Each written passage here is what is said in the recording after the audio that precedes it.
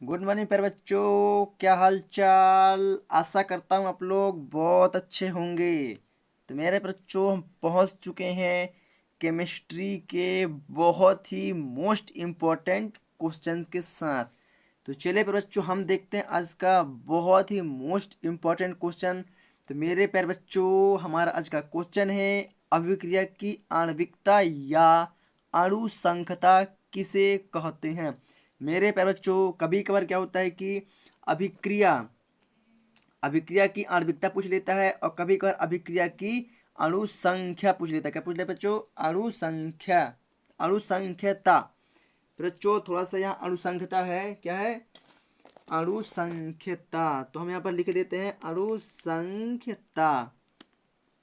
क्या बच्चों? अणु संख्यता। यस बच्चों, अणु संख्यता। यस बच्चों, तो ये रहा हमारा क्वेश्चन कि बच्चों अभिक्रिया की आणविकता या अणुसंख्यता किसे कहते हैं। अगर पूछ लेता है आप लोगों से आणविकता, तो भी आप लोग को आंसर वही लिखना है। और अगर पूछ लेता है अणुसंख्यता पूछ लेता है, तो आप लोग को भी आंसर यही लिखना है। तो प्यारे बच्चों, आशा करता हूँ आप लोगों को क्वेश्चन बहुत ही प्रॉपर तरीके से समझ में आ गया होगा। अब बात करते हैं प्यारे बच्चों की अभिक्रिया की अणुसंख्यता किसे कहते हैं। तो मेरे प्यारे बच्चों, किसी अभिक्रिया में, क्या बच्चों? किसी अभिक्रिया में भाग लेने वाले अभिकारक के अणु। मेरे बच्चों, जैसे कि आप लोग उदाहरण के तौर पर समझ लेते हैं कि उदाहरण ले लेते हैं एन NH4NO2। ये बच्चों क्या होगा? ये हमारा हो गया क्या? अभिकारक।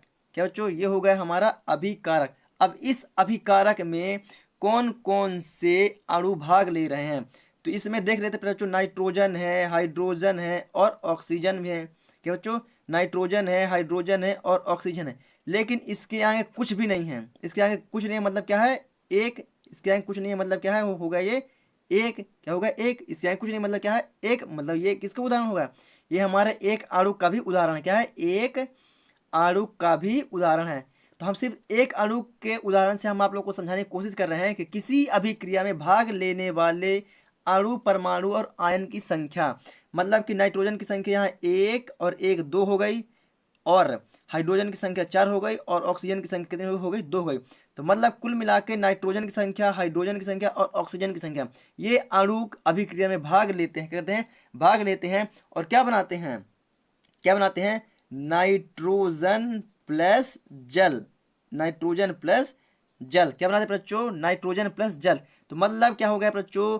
हमारा जो अभिक्रिया है, एक अणु में भाग लिया और हमें यहाँ पर दो चीजों को बनाकर निर्माण कर दिया। नाइट्रोजन अलग कर दिया और जल बना दिया, है ना। तो जल तो हमारे एक अपशिष्ट के रूप में होगा, लेकिन जो हमारा मैन हो क्या होगा? वह होगा नाइट्रोजन। तो किसी अभिक्रिया में भाग लेने वाले अभिकारक के अणु और परमाणु की संख्या, अणु और परमाणु की संख्या को क्या बोलते हैं बच्चों? अभिक्रिया की आणविकता या अणुसंख्यता कहते हैं। क्या बच्चों? अभिक्रिया की आणविकता या अणुसंख्यता कहते हैं।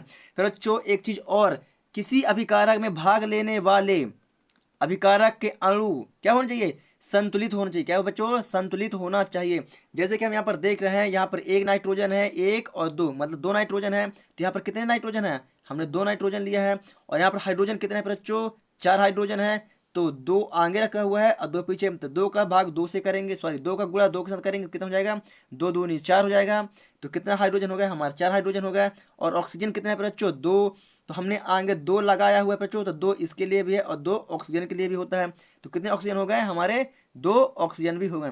तो ऐसा करते हैं पहले बच्चों, आप लोग को यह चीज प्रॉपर तरीके से भी समझ में आ गई होगी। तो पहले बच्चों, ये क्या होता है? जो हमारी अभिक्रिया होती है, क्या होती है? पूर्ण रूप से संतुलित होती है और संतुलित होना भी चाहिए। इसका डेफिनेशन भी यही कहता है, किसी अभिक्रिया में भाग लेने वाले अभिकारक के अणु, परमाणु और आयनों की संख्या क्या होनी चाहिए?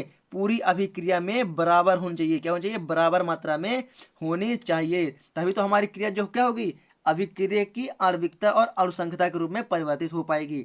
तो पर आशा करता हूं बच्चों आप लोग को यह चीज प्रॉपर तरीके से समझ में आ गई होगी। अब फिर बच्चों इसके उदाहरण की बात करते हैं। क्या बच्चों? इसका का उदाहरण होता है, उदाहरण एक आणविक अभिक्रिया। क्या बच्चों? एक अणुक अभिक्रिया समझ लेते हैं। क्या बच्चों? एक अणुक अभिक्रिया, एक अणुक अभिक्रिया ये बोल सकते हैं और कुछ भी बोल सकते हैं ना। एक अणुक अभिक्रिया। तो फिर बच्चों एक अणुक अभिक्रिया का जो उदाहरण तो मैंने पहले बता दिया है कि NH4NO2 की क्रिया किए हमने तो N2+2H2 का निर्माण हुआ। ये होगा क्या, एक आणविक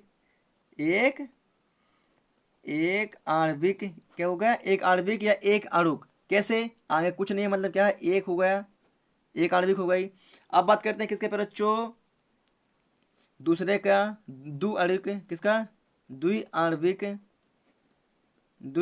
अभिक्रिया। तो द्विआण्विक अभिक्रिया क्या होगी बच्चों, द्विआण्विक अभिक्रिया है ना, उसका जो होगा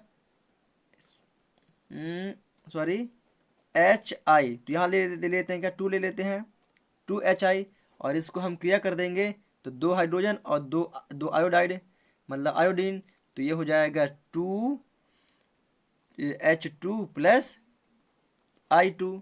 आगे कितना है, आगे 2 लगा हुआ है, तो 2 आणविक अभिक्रिया हो गई। लेकिन जो हमारी त्रिआण्विक अभिक्रिया होगी बच्चों, क्या होगी, जो हमारी त्रिआण्विक अभिक्रिया होगी वो कुछ इस प्रकार से होगी बच्चों, त्रिआण्विक अभिक्रिया वो कैसे होगी बच्चों, वह शुरू में टूटी हुई होगी। कैसे, एक मिनट थोड़ा सा बच्चों, थोड़ा सा हाँ, टू ले लेते हैं और NO ले लेते हैं, प्लस O ले लेते हैं, O2 ले लेते हैं, है ना, और इन दोनों को जब अभिक्रिया कर देते हैं तो 2NO2 नाइट्रेट का निर्माण हो जाता है।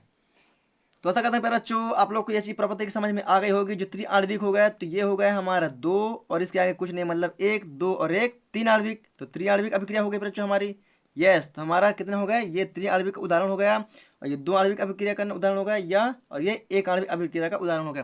फिर बच्चों अगर पूछ लेता है कि आप लोग को 1 आणविक 2 आणविक अभिक्रिया के प्रकारों को बताइए, या पूछ लेता है कि अभिक्रिया की आणविकता या अणुसंख्यता के प्रकारों को बताइए, तो फिर बच्चों आप लोग को प्रकार में भी यही पर लिखना है कि 1 आणविक अभिक्रिया, 2 आणविक अभिक्रिया और त्रिआण्विक अभिक्रिया, और डायरेक्टली आप लोग को ये समीकरण कर देना है। तो ऐसा करते हैं बच्चों, आप लोग को यह चीज़ प्रॉपर तरीके से समझ में आ गई होगी। अगर आप लोग को समझ में आ गई है तो प्लीज़ हमारे रिस्क स्टडी यूट्यूब चैनल को सपोर्ट करें, और अगर आप लोग हमारे चैनल पर नए हैं तो चैनल को सब्सक्राइब करें और बेल आइकन को जरूर दबाएं, ताकि आने वाली हर एक वीडियो की नोटिफिकेशन आप लोग को मिलते रहे। चलिए बच्चों, अब हम चलते हैं अपनी नोट्स कॉपी की ओर। तो ये रहा बच्चों हमारा नोट्स कॉपी, अभिक्रिया की आणविकता या अणुसंख्यता किसे कहते हैं। तो यस बच्चों, क्या है, किसी अभिक्रिया में भाग लेने वाले अभिकारक के अणु, परमाणु और आयन की संख्या को अभिक्रिया की आणविकता या अणुसंख्यता कहते हैं।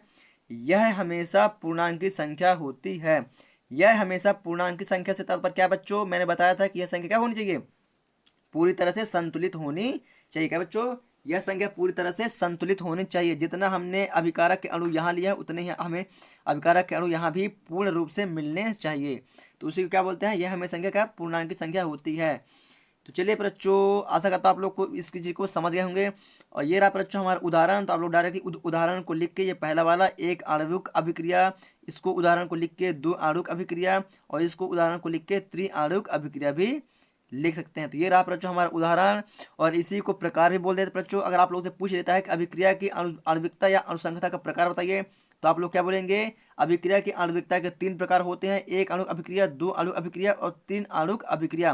तो इनको कैसे बताएंगे प्यारे बच्चों, कि किसी अभिक्रिया में भाग लेने वाले अणु की संख्या अगर 1 हो, अणु की संख्या 1 हो तो वह एक आणविक अभिक्रिया कहलाती है। अगर पूछ लेता है कि 2 आणविक अभिक्रिया, तो क्या बोलोगे, किसी अभिक्रिया में भाग लेने वाले अभिकारक के अणुओं की संख्या 2 हो तो वह 2 आणविक अभिक्रिया कहलाती है। और किसी अभिक्रिया में भाग लेने वाले अभिकारक और अभिकारक के अणुओं की संख्या 3 हो तो वह त्रिआण्विक अभिक्रिया कहलाती है।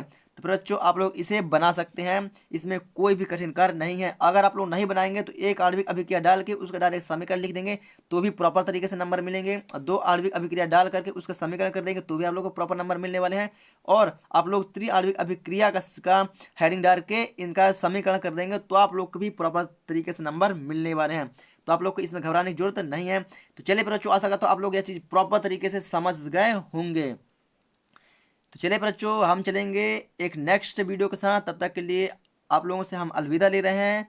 तो आप लोग हमारे चैनल को सपोर्ट करें। चलिए बच्चों, जय हिंद।